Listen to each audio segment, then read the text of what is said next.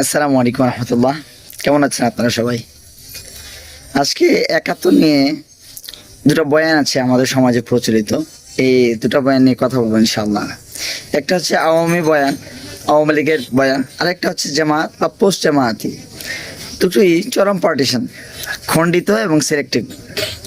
যারাই আওয়ামী লীগ বয়ানের বিরোধিতা করে, লীগের চোখে তারা রাজাকার, মানে পাকিস্তানি বীর্য তাদের বলা হয় পাকিস্তানে চলে যা। যারাই নাপাক আর্মির বয়ানের বিরোধিতা করে, বড়দের কাছে তারা ভারতীয় দালাল বা রয়্যাল এজেন্ট। তাহলে তাদেরকে বলা হয় তুই ভারত চলে যা। দুই পক্ষের বয়ানেই কিছু সিরিয়াসলি স্ক্রুটিনি মোকাবেলা করতে সক্ষম না। আওয়ামী চেতনা ব্যবসার প্রতিক্রিয়া হিসেবে এই ভূখণ্ডের ইতিহাস এবং রাজনীতি নিয়ে অনাগ্রহের কারণে ইসলামপন্থীদের বড় একটি অংশ জামাত বা পোস্ট জামায়াতদের রিলেটিভকে সঠিক ইসলামী অবস্থান মনে করে গ্রহণ করে নিয়েছে। কিন্তু এই বয়ান মূলত নাপাক আর্মি আর পাকিস্তানি ন্যাশনালিস্টদেরই বয়ান।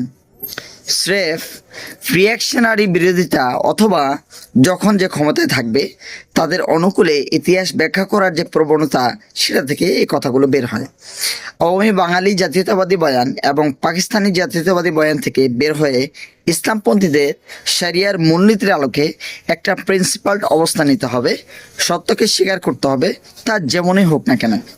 ইতিহাস, সংস্কৃতি, আত্মপরিচয়, রাজনীতির ব্যাপারে জামাত বা অন্য কোনো ধারার অবস্থানকে অন্ধভাবে অনুসরণ করা শরীয়পন্থীরা বা শরিয়া অনুসরণ করতে চায় শরিয়াপন্থীরা স্বতন্ত্র কোনো ধারা তৈরি করতে পারবে না।